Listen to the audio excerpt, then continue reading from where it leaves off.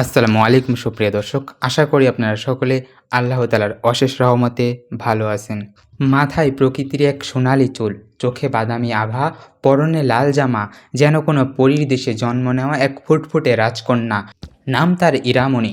চোখে মুখে এক অপার নিষ্পাপ সৌন্দর্য, আর হাসি মুহূর্তে গলিয়ে দিতে পারে পাথর হৃদয়কেও। কিন্তু এই রূপকথার শিশুটি জীবনে নেই কোনো রাজপ্রাসাদ, নেই কোনো রাজপুত্রের মতো বাবা। ইয়ার জন্মের আগেই তার বাবা চলে যান। আজ সে ইরাকে একা আগলে রেখেছেন তার সাহসী মা, যিনি ঢাকার মিরপুর 11 নম্বর 3000 টাকার ছোট্ট একটি ঘরে থাকেন। এই মা একজন গৃহকর্মী, বাড়ি বাড়ি কাজ করে কোনো রকমে জীবন চালান। কিন্তু জীবন তার জন্য সহজ ছিল না। কখনো ঘরে শিশুটিকে রেখে কাজ করা যেমন কঠিন, তেমনি শিশুকে নিয়ে বাহিরে বের হওয়াও এখন হয়ে উঠেছে ভয়ঙ্কর এক আতঙ্কের নাম।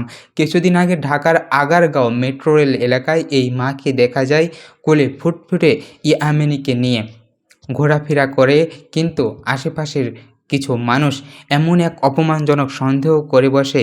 তারা ভাবে এই শিশুটি কি সত্যিই তার, কারণ তাদের চোখ শিশুটির মায়ের রং, গলা আর মুখ সৌন্দর্য সব কিছুতেই যেন অভিজাত রক্তের ছাপ, যা মায়ের সঙ্গে মেলে না কোনোভাবেই।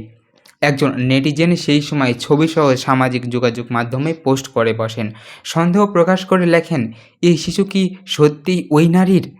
এই একটি পোস্ট মুহূর্তে ভাইরাল হয়, তোলপাড় হয়ে যায় সামাজিক মাধ্যম। একই ফুটফুটে শিশুটির নাম হলো ইরামণি, আর যাকে সন্দেহ করা হচ্ছিল তিনিই হলেন ইরান। জাগ্রতি ধাত্রী মা থাকেন মিরপুর 11 নম্বরে একটি ছোট্ট ঘরে। সেদিন ইরাকে নিয়ে রাস্তায় বের হয়েছিলেন বাড়ি ভাড়া বাকি হয়ে পড়ায় 3000 টাকা জোগাড়ের তাগিদে বেরিয়ে পড়েছিলেন মেয়েকে নিয়ে।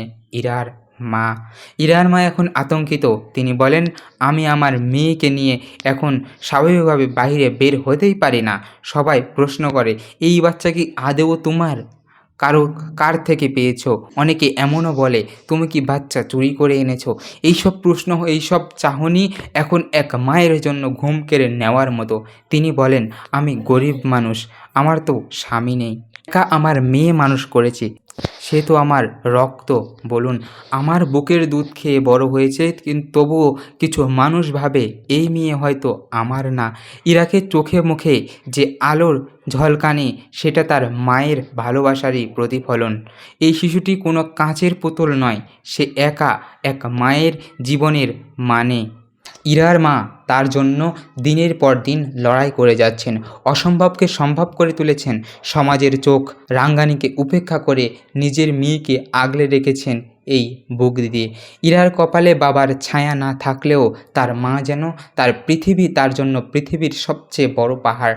এই গল্প শুধু একটি শিশুর সৌন্দর্যকে নয়, এক মায়ের মমতা, আতঙ্ক আর সংগ্রামের গল্প, যেখানে মাতৃত্বকে সন্দেহ করার আগে আমাদের একবারও ভাবা উচিত, গরিবের ঘরে পরীর মতো সন্তান জন্ম নিলে সেটা কি সমাজ মেনে নিতে পারে না?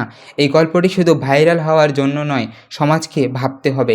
একজন মায়ের চোখে উদ্বেগ, এক শিশুর নিষ্পাপ কখনো প্রশ্নবিদ্ধ হওয়ার মতো নয়। প্রিয় দর্শক, আজকে এই পর্যন্তই। আপনাদের সঙ্গে দেখা হবে আরও একটি নতুন ভিডিওতে, আরও কোনো নতুন তথ্য নিয়ে।